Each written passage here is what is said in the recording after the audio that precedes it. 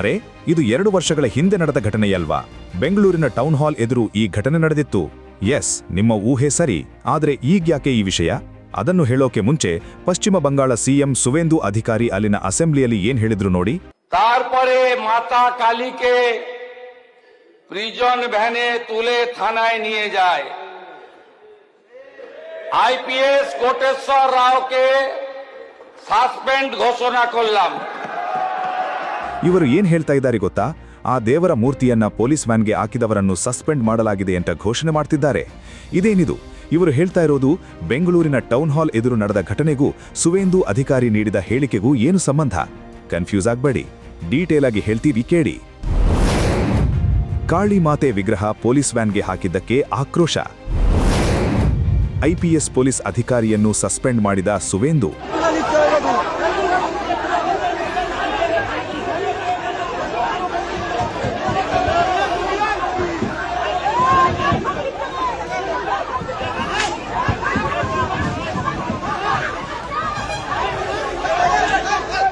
ಇದು ಕಳೆದ ವರ್ಷ ನಡೆದ ಘಟನೆ. ಪಶ್ಚಿಮ ಬಂಗಾಳದ ಸುಂದರ್ಬನ್ನ ಕಾಕ್ ದ್ವೀಪ್ನಲ್ಲಿ ಈ ವಿದ್ಯಮಾನ ನಡೆದಿತ್ತು. ಕಾಳಿ ಮಾತೆಯ ವಿಗ್ರಹವನ್ನು ಪೊಲೀಸ್ ಕ್ಯಾರವ್ಯಾನ್ ಅಂದರೆ ಪ್ರಿಸನ್ ವ್ಯಾನ್ಗೆ ಹಾಕಿ ಕೊಂಡೊಯ್ಯಲಾಗಿತ್ತು.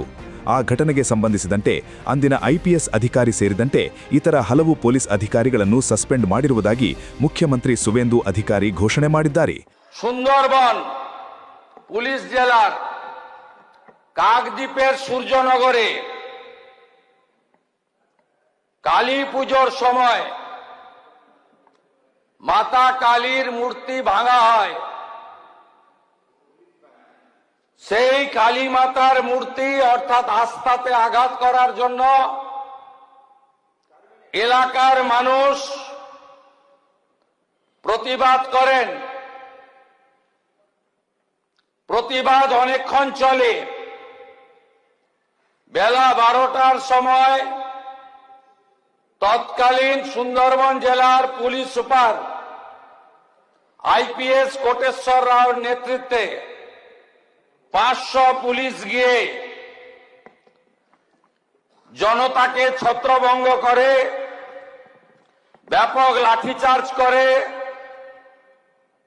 এই পর্যন্ত নয়, ঠিক ছিল। তারপরে মাতা কালীকে প্রিজন ভ্যানে তুলে থানায় নিয়ে যায়। আইপিএস কোটেশ্বর রাওকে সাসপেন্ড ঘোষণা করলাম। কালী মাতা কি জয়, মাতা কালী কি জয়। ಏನಾಗಿತ್ತು ಪಶ್ಚಿಮ ಬಂಗಾಳದಲ್ಲಿ? ಕಾಳಿ ಮಾತೆಯನ್ನು ಬಂಧಿಸಿದ್ದೇಕೆ ಪೊಲೀಸರು?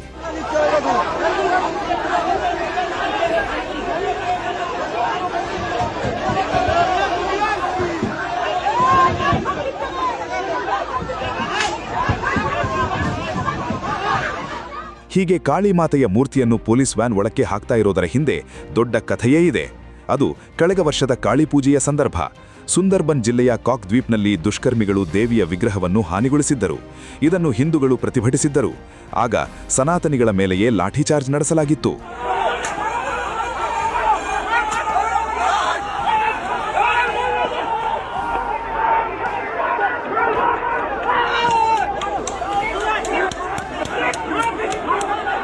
ಅಷ್ಟೇ ಅಲ್ಲದೆ ಅಪರಾಧಿಗಳನ್ನು ಕರೆದೊಯ್ಯುವ ಪ್ರಿಸನ್ ವ್ಯಾನ್ನಲ್ಲಿ ಕಾಳಿ ಮಾತೆಯ ವಿಗ್ರಹವನ್ನು ತುಂಬಿ ಕೊಂಡೊಯ್ಯಲಾಗಿತ್ತು.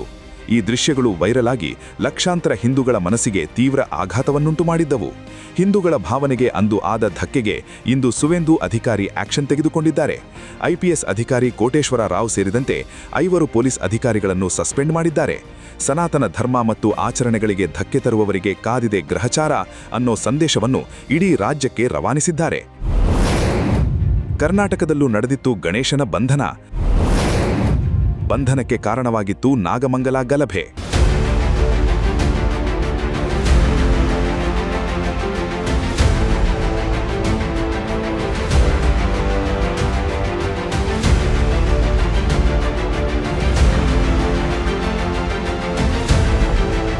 ಮಂಡ್ಯದ ನಾಗಮಂಗಲದ ಗಣೇಶ ವಿಸರ್ಜನೆ ಮೆರವಣಿಗೆಯ ವೇಳೆ ಮುಸ್ಲಿಂ ಕಿಡಿಗೇಡಿಗಳು ದಾಂಧಲೆ ನಡೆಸಿದ್ದರು.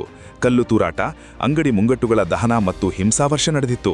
ಈ ಕೃತ್ಯವನ್ನು ಖಂಡಿಸಿ ಹಾಗೂ ದಂಗೆಖೋರರ ವಿರುದ್ಧ ಕ್ರಮಕ್ಕೆ ಆಗ್ರಹಿಸಿ ಬೆಂಗಳೂರಿನ ಟೌನ್ ಹಾಲ್ ಮುಂಭಾಗದಲ್ಲಿ ಸುಮಾರು 40ಕ್ಕೂ ಹೆಚ್ಚು ಭಕ್ತರು ಗಣೇಶ ವಿಗ್ರಹವನ್ನು ಹಿಡಿದು ಶಾಂತಿಯುತವಾಗಿ ಪ್ರತಿಭಟನೆ ನಡೆಸುತ್ತಿದ್ದರು.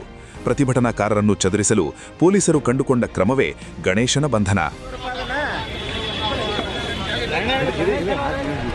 ಬೆಂಗಳೂರು ಪೊಲೀಸರ ಈ ನಡೆಗೆ ಹಿಂದೂ ಕಾರ್ಯಕರ್ತರು ತೀವ್ರ ಆಕ್ರೋಶ ವ್ಯಕ್ತಪಡಿಸಿದ್ದರು. ಪ್ರತಿಭಟನಾಕಾರರಿಂದ ಗಣೇಶನನ್ನು ರಕ್ಷಿಸಲು ಆ ರೀತಿ ಮಾಡಿದ್ದಾಗಿ ಅಂದಿನ ಗೃಹ ಸಚಿವ ಪರಮೇಶ್ವರ್ ಹೇಳಿಕೆ ನೀಡಿದ್ದರು. ಹಾಗಾಗಿ ಇಲ್ಲಿ ಪೊಲೀಸರ ಮೇಲೆ ಕ್ರಮ ಕೈಗೊಳ್ಳುವ ಮಾತೇ ಇಲ್ಲ.